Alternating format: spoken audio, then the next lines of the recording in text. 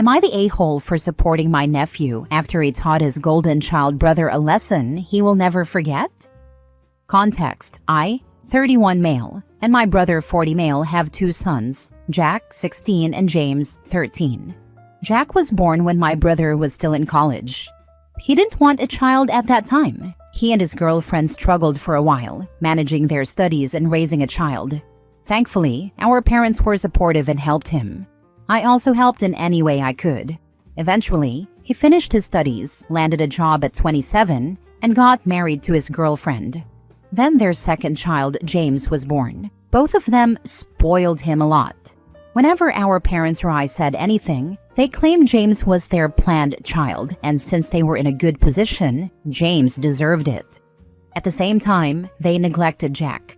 They gave James expensive gifts, toys, clothes, snacks, and everything. The saddest part is that Jack never once complained. I watched that kid be happy just because his brother was happy opening his gifts. James, on the other hand, was spoiled rotten. He constantly compared his things to Jack's, and if Jack ever got something good from someone, he wanted it too. This problem kept growing. The negligence towards Jack worsened, and James started taking advantage of it. He began getting Jack grounded for things he did, and their parents always believed James no matter what. Over the years, I saw the sparkle in Jack's eyes fade. Now the incident happened this Christmas. To be clear, I love both of my nephews. I don't approve of James's behavior, but I blame the parents, not the kid. So for Christmas, I bought both of them a Nintendo Switch. Jack had wanted one for years, and he almost cried when he got it. He hugged me and thanked me. But James hated it, saying, "I wanted a PS5, not this," and threw it away. I didn't care because I did my part. Whatever he did with his gift was none of my concern. I was not going to enable this kid like his parents did. A few days after Christmas, Jack came knocking on my door. The kid was crying and shaking. I let him in, calmed him down, and asked him what happened.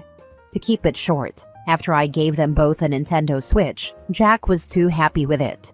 He played The Legend of Zelda whenever he had time, and he was having so much fun. That didn't sit well with James. To ruin Jack's fun, James broke his own console and cried to their mom, claiming that Jack broke it. Their mom believed him, snatched Jack's console, gave it to James, and grounded Jack. Jack just lost it this time. Years of unfair treatment finally got to him. He grabbed James by the neck and started choking him. He said he didn't know what came over him, but his mom's screaming and beating couldn't stop him. He just saw red. He started screaming at James, demanding that he tell the truth. James was struggling and begging Jack to release him, and finally, James admitted the truth. Jack let go. James was left gasping for air, and Jack ran away, straight to my apartment. After a while, I received a phone call from my brother, asking me to send Jack home because he had a lot to answer for. Jack wanted to return home to face the consequences alone, but I went with him. When we arrived, I saw James visibly terrified of Jack. He had never faced consequences for his actions before, and it looked like Jack's anger had truly scared him. My brother started screaming at Jack, but I stopped him. I asked James, in front of everyone, why he did what he did. He didn't say anything at first, but when I pushed, he finally admitted. Jack was having too much fun, and it irritated him. That kid was so spoiled that someone else's happiness bothered him. His mom started to defend him, saying, "He's just a kid," and blah blah. I stopped her and sent Jack outside to sit in my car. Then I let my brother have it. I told him everything, how he had failed as a father, how he had neglected Jack, how he had spoiled James to the point of making him a terrible human being. My brother just listened. He didn't say a word. His wife tried to say something again, but this time he shut her up. It looked like reality had finally hit him. He finally realized his younger son was becoming a terrible person. I told him that if they hated Jack so much, I could take him in. Then I left and took Jack back to my apartment. Now Jack is here with me. His mother has been blowing up my phone, saying I was cruel to James and that I shouldn't meddle in their family affairs. She accused me of favoritism toward Jack. I didn't reply to her. I haven't heard anything from my brother yet. Maybe he's still processing his mistakes. For now, Jack is with me, playing games, studying. He's such a great kid. And if his parents don't want him back, I plan to support him until he graduates and gets on his feet. Am I the a-hole for taking Jack's side? Now for the top comments. Hopefully your brother will understand what was going on and not criticize you for having Jack at your house and defending him. Jack's mother will probably always lash out against you. Hopefully Jack can live at your house for a while until things calm down. You need to make sure that James is not going to seek revenge and do something evil. You're not the a-hole for defending your nephew. I believe my brother realized his actions. He was shocked when James admitted what he did, and he didn't say a word when I was screaming at him. Maybe it's a good idea to invite your brother to an evening together. Not to berate him again, but just to hang out together, eat something good, maybe play some board games with Jack if you're into it. Just have a fun evening together. This way, you show him that your concern comes from love, not bad feelings. This also might show him how Jack is thriving in a safe home and what a good and sweet kid he really is. I will actually do that. For now, I am just calming down Jack, making him feel he is not alone and he is loved. Then I plan to call my brother and have a talk with him. Not the a-hole. For Jack to have to do that just to get the truth from his brother, it shows he had a lot of restraint over the years. But everyone has a breaking point. My younger siblings were spoiled rotten. When I moved out at 21, my parents finally saw what I'd been dealing with for years and couldn't handle it. OP, you have saved Jack from not only his family, but himself. He ran to you, had the maturity to go home and face the consequences, and you shielded him. You are the very best, and I hope you and Jack find peace with each other now and in the future. Honestly, I was not that brave or sensible like Jack when I was 16. I will do my best to support him. Next story. Am I the a-hole for telling my family it's not my fault I'm not a twin? My parents struggled to have kids and underwent fertility treatments, which resulted in 2 sets of non-identical boy-girl twins who, for the most part, look identical. The older twins are Max and Amy, and the younger twins are Jace and Lacey. Our family has always been obsessed with the fact that 2 sets of twins were born to the same parents, and that they could pass for identical, even though they're the opposite sex. Birthdays, Christmas, school plays, sports games, report cards, graduations, everything was a huge deal and celebrated as this great unique thing. My siblings had countless parties thrown for them and received so many gifts for every possible occasion that it was insane. I was born 6 years after Jace and Lacey, and my family has never hidden their disappointment in having a singleton. My birthdays were never a big deal, and I didn't get the same attention for Christmas, report cards, sports games, or school plays.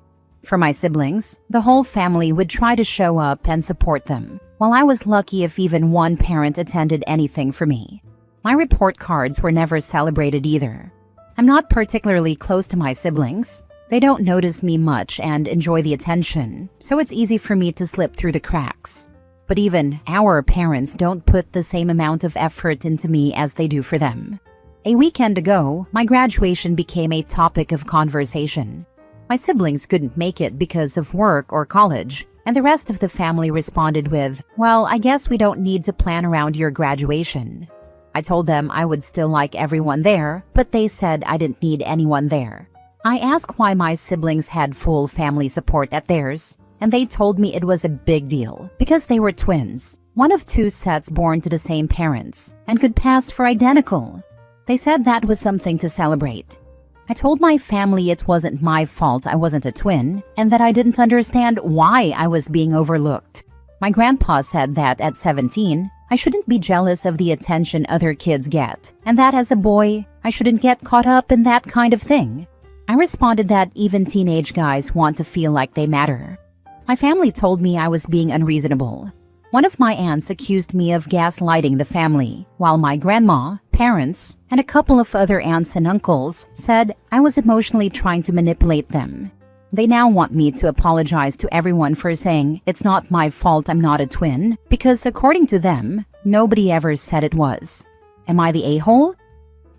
Not the a-hole. I am so sorry your family sucks so much. It's not gaslighting people to say, I matter too. I hope you have, or find, amazing friends to be a found family, because you deserve live attention and support. Not the a-hole. I'm sorry. The only thing I can say is get so successful that never speak to them again. Change your will to make sure your money never goes to them. Just be better than they ever will. Yikes. So your parents went through all this time, money and effort to have a large family, and they treat you like a throwaway? I'm sorry. I didn't realize that happening to be born on the same day as another sibling was such a significant accomplishment. Next story. Am I the a-hole for siding with my daughter over my wife over adoption and what she calls her? I, 35 male, have an 11-year-old daughter, Haley, with my ex. My ex died when Haley was 2, but I was already a single parent at that point. Haley knows about her mom in an age-appropriate way. She understands her mom's struggles and that she wasn't in her life prior to her passing. I had a therapist help me navigate those discussions, and Haley still attends therapy at times to work through any lingering questions or sadness about the way her mom's life turned out. I met my wife, Amy, 33 female, when Haley was 4. Haley was 6 when they first met. I admit I took my time introducing them. I was cautious because I didn't want to risk Haley getting attached if things didn't work out. I also wanted to be sure Amy understood what she was signing up for by being with me. A huge part of me worried about how Haley would handle it. But they got along great from the start, and it was amazing to witness their bond grow. Amy was wonderful with Haley, and Haley enjoyed having Amy around. When Haley was 7 and Amy and I got married, Haley asked if she could call Amy Suds, a nickname Amy's family uses for her. Amy was thrilled that Haley wanted to use that nickname. Things were good. There were some discussions on Amy's side about what Haley would call them. Haley generally uses first names for most people and nicknames for a few. Amy's parents grumbled at one point about not being called Grandma and Grandpa, but Amy told them the decision was Haley's and that they should focus on earning those titles over time. Things changed when Amy became pregnant with our daughter, Summer, 7 months. Suddenly, Amy became hurt by Haley calling her Suds or using her first name. She was also bothered that Haley referred to her as her stepmom or as Dad's wife, depending on who she was talking to. Stepmom was more common, but at times, she would say Amy was my wife. Amy and I talked about it, and I told her nothing had changed. Amy told me that was the problem. She was giving Haley a sister, and it bothered her that she hadn't earned the title of mom in Haley's eyes.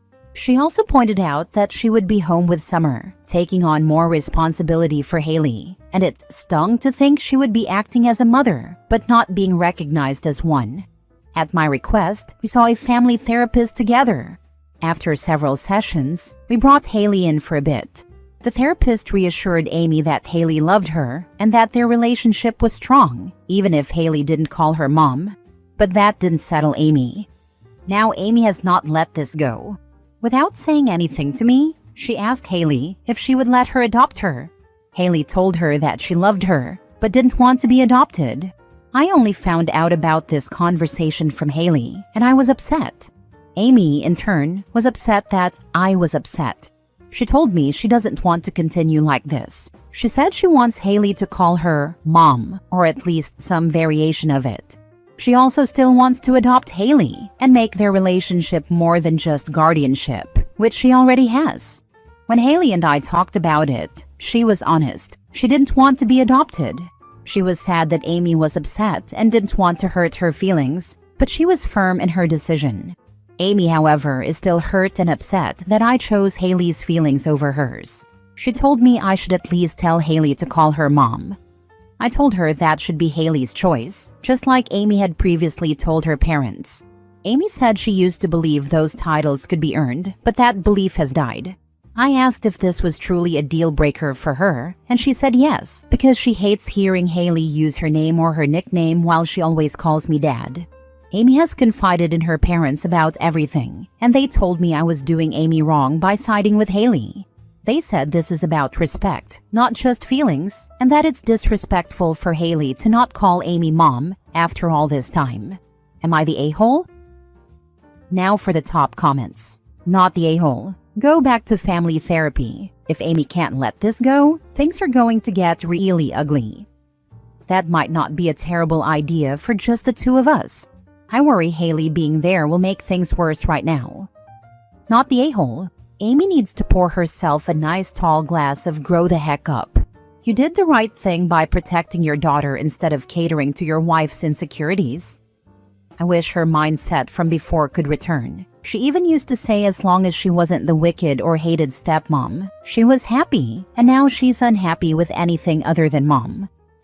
Get Amy checked for postpartum depression. It can do crazy things to your mind, I know from experience. She was already checked for that, but this also started before she gave birth. Although I know stuff can pop up even during pregnancy. But with her already being checked, I'm not sure it is that. Admittedly, it could still be. Put your foot down hard. Tell Amy she and her parents need to stop the childish behavior. Last story. Am I the a-hole for kicking my sister out after she laughed at me and my disabled wife? My wife and I are both 23. We started dating when we were 15 and got married 4 years ago. Our families were against us getting married so young, saying we were too young to commit, but we went through with it anyway. They attended the wedding, though we could sense their discomfort. Now both of our families get along, and I felt like we had all come together because my wife and I were happy, and so were they. 7 months ago, my wife had an accident. She broke both of her legs and suffered facial scars, which led her into depression. I've been doing my best to support her, comfort her, and provide as much physical and emotional care as I can. The doctors are trying their best, but the truth is, she's possibly paralyzed for life. She knows it, and so do I, but I'm committed to helping her through this. 3 days ago, my sister came to visit us. She got drunk and started making fun of our situation. She blabbered on, saying it was karma for hurting everyone in our family. Thankfully, my wife wasn't around as she was sleeping. I asked my sister to get in the car, and I dropped her off at her place. The next day, she apologized and said she didn't mean to hurt me. I told her that what she said was deeply hurtful. If she had hit me, I could have forgiven her. But making fun of what my wife and I are going through is something I cannot accept. I told her I would never talk to her again. Now my parents are saying I should forgive and forget because she was drunk, but I feel like she was extremely disrespectful to both of us and our struggle, and making fun of it is not something I can overlook. Not the a-hole. Drunk words are sober thoughts. I've always believed what people say when they are drunk are their true thoughts, because inhibitions go out the window when you're intoxicated. You say and do things you wouldn't normally do because all your filters are gone. I don't believe this as a blanket statement, but in this case, it is for sure her sober thoughts. Not the a-hole, but she was drunk is not an excuse. Go commit a crime, and when you're in front of the judge in court, tell them, I shouldn't be punished because I was drunk, and see how far that gets you. Drunk people don't just make things up out of the blue. They say the things that they have been thinking all along, but when they're sober are smart enough to keep to themselves. Actually, yes, that's what I am most concerned about. I am thinking, does my sister hate my wife so much that she's enjoying her suffering? Does she not realize that her brother is also suffering? Does she hate me as well? I love her, and I thought she loved me, even though we had a rough time. But to say this all, I would have preferred if my sister berated, insulted, or slapped me instead of what she said. At least I could have forgiven her. But she crossed boundaries, and I don't know how to forget her words even if she was drunk.